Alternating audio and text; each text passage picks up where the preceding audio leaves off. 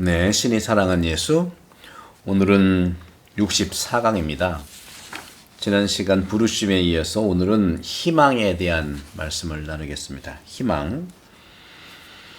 제가 호주 시드니 한인성당에서 은혜로운 시간을 보내는 순간이 바로 장례미사 때입니다. 저는 1년에 한 30분 정도 우리 교우분들을 주님 품에 영원한 안식을 누리도록 기도하는 장례미사를 봉헌합니다. 지상의 삶을 마무리하고 주님 품에 안기는 영혼들에게 선물로 주어지는 것은 믿음과 소망과 사랑 중 오직 사랑뿐입니다. 이것은 바오로 사도의 말씀이죠. 믿음과 소망과 사랑.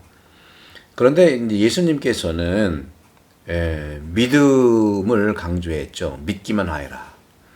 당연히 믿음의 토대 위에 희망이란 나무와 사랑이란 나무가 열매를 맺는 거라고 좀 봅니다. 그럼에도 불구하고 하늘나라에서는 사실은 믿음과 소망은 필요가 없습니다. 오직 사랑뿐이니까요. 사랑이 충만한 곳에서는 믿음과 소망은 필요치 않다는 것이죠. 이 지상에서 하느님 나라를 소망하고 또 믿음을 통해서 사랑을 향해 가기 위해서 이 지상에서 필요한 것이 믿음, 소망, 사랑. 그 중에 예수님께서는 믿음이 토대를 이루어야 되고 바오로 사도는 영적인 차원에서 영적 공간 안에서의 최고는 사랑뿐이라는 것이죠. 그래서 주님 품 안에서는 더 이상 믿음도 더군다나 희망도 필요치 않는데, 이유는 바로 지상에서 믿음과 소망을 지니고 살아간 사람들이 주님 품 안에서 영원한 안식을 누리면서 하느님의 사랑에 머물기 때문입니다. 그러므로 지상에서 믿음과 소망의 완성이 사랑이라고 체험하면서 그 사랑의 완전함은 주님과 함께 온전히 천국에서 드러난다는 것이죠.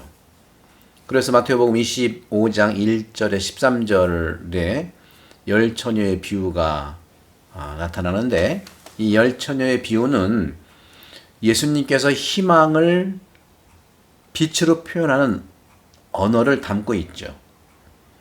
마태복음 25장 4절에 기름도 가지고 있었다.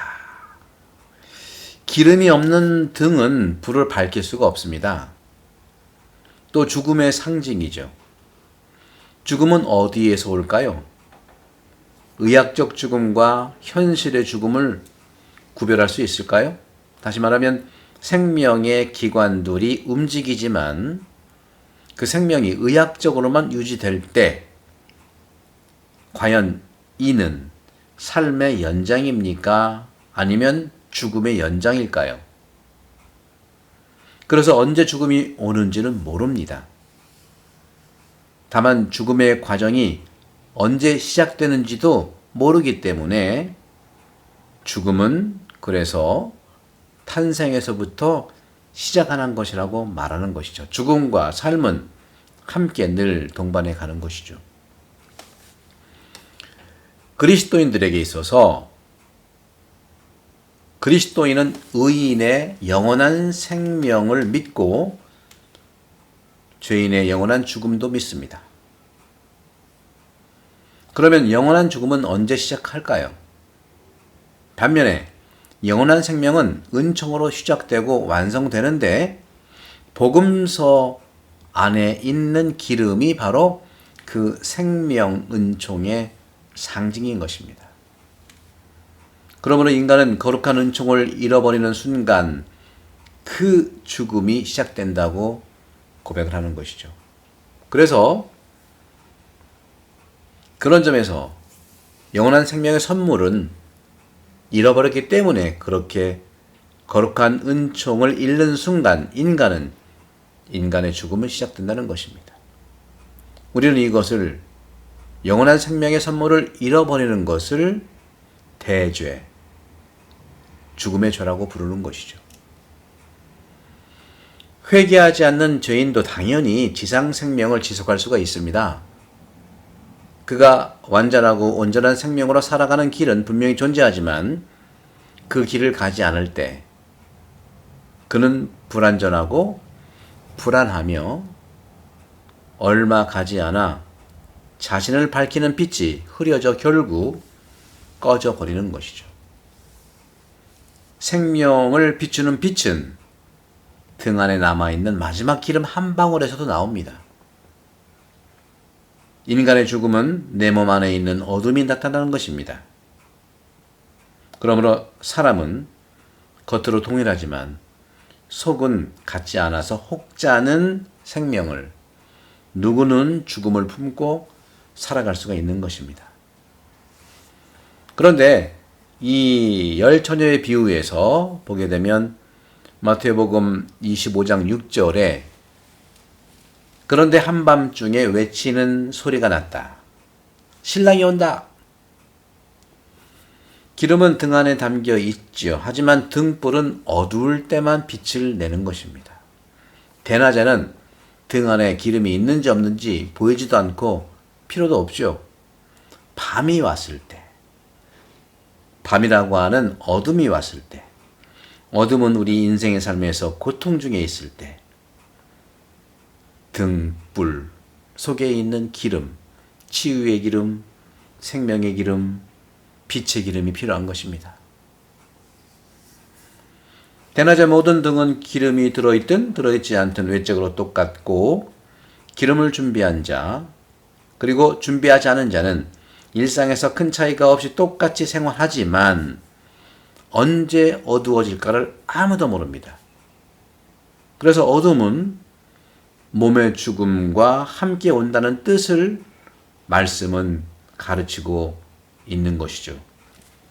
인간 생명은 수많은 장애가 드러나는 순간, 곧 어두운 밤과 안개 낀 순간, 생명의 길을 잃어버리는 것입니다. 이 순간 누가 은총의 빛을 가졌는지 알 수가 없는 것이죠. 성인들도요, 어둠 속에서 살아가곤 했죠. 그 순간 하늘이 닫히는 듯 여기곤 하였을 것입니다. 리즈웨이의 성녀 소아 데레사도 생을 마치기 전에 이 같은 느낌이 밀려왔답니다. 하지만 그 같은 어려움 속에서도 그녀에게 확실한 것이 남아 있었는데 바로 그것은 신앙의 빛이었습니다. 심한 바람 속을 걸어가는 사람은 켜진 등불이 꺼질까 불안해합니다. 흔들거리고 있는 불꽃이 지금 꺼지지 않고 그리 밝지 않을지라도 바람이 잦아지면 불빛은 분명히 살아나 환해진다고 우리는 확신합니다. 그러므로 우리는 불씨가 아무리 작다 하더라도 그것을 마음에 품고 살아간다면 언쟁과 고난과 고통과 아픔의 바람이 잦아드는 순간 그 불꽃이 확 살아나는 은혜를 만나게 되는 것입니다. 마태복음 25장 13절 그러니 깨어 있어라. 이 말씀 어떤 의미일까요? 이 말씀을 따르고 우리는 깨어 있을 필요가 있어요. 믿음이 작다 크다 중요하지 않아요. 믿음만 있으면 되는 거예요. 기름이 많다 적다 기름만 있으면 됩니다. 그 양은 주님께서 주시는 거예요. 신앙은 그래서 어둠 속에서 도약하고 일어나는 법입니다.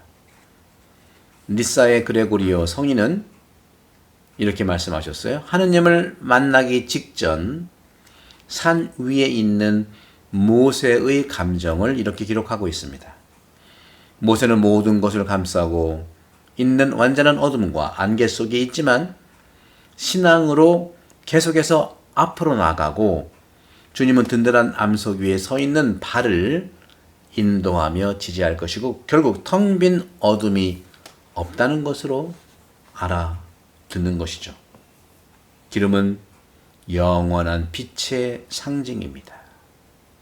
하지만 기다리는 사람이 없다면 집을 밝힐 필요가 있을까요? 신랑이 오시기 때문에 우리는 그 빛을 밝히는 것입니다. 처녀들과 신랑의 비유는 성경의 전통 안에 이미 존재합니다. 성경은 살아계신 하느님의 뜻이 드러나는 현장인데 하느님의 생명은 공간과 시간 안에 제한되거나 매이지 않습니다. 그리고 늘 빛으로서 우리에게 다가옵니다. 삼위일체 하느님 안에서 영원히 만나는 생명, 바로 그 빛, 생명은 접근할 수 없는 빛 속에 있는 것이죠. 그렇다면 이 생명 안으로 접근할 수 있는 자는 누구일까요? 오직 예수 그리스도의 오심에 복된 희망을 두는 자가 기름을 준비하는 자들이고 그들에게 주님의 문은 늘 열려 있는 것입니다. 사랑하는 형제자매 여러분, 오늘 이 희망에 대한 부분들을 잘 만나시면서 열처녀의 비유, 몇 주 전에도 이제 열처녀의 비유에 대한 복음이 토요일인가에 나왔었죠. 그래서 그 기름이라고 하는 것, 정말 우리에게 생명이라고 볼 수 있고요. 우리도 자동차도 미리 기름을 준비하지 않으면 밤에 기름 떨어지면 기름 주유소를 찾아갈 수가 없잖아요. 또 요즘에는 페트롤 값이 굉장히 비싸가지고 미리미리 채워놓고 이렇게 싼 데를 이렇게 좀 찾아보는 사람들도 있어요. 그죠? 그래서 예수님의 이 등불의 비유는 우리 실상으로 해서 찾아서 나눠드린 거니까 우리 안에 등은 늘 가지고 있지만 우리도 등이라고 보는 거죠. 내가 세상을 비춰야 환해지는데 내 안에 있는 내 등이라는 이 몸 안에 있는 기름은 어떤 걸까? 바로 이 내 안에는 영, 사랑, 생명, 의식, 말씀, 신뢰, 믿음, 나를 밝혀서 이웃들에게 전하는 사랑, 체리티죠. 그 사랑을 꽉꽉 채워서 모든 이에게 전달될 수 있는 하루가 되기를 축복합니다.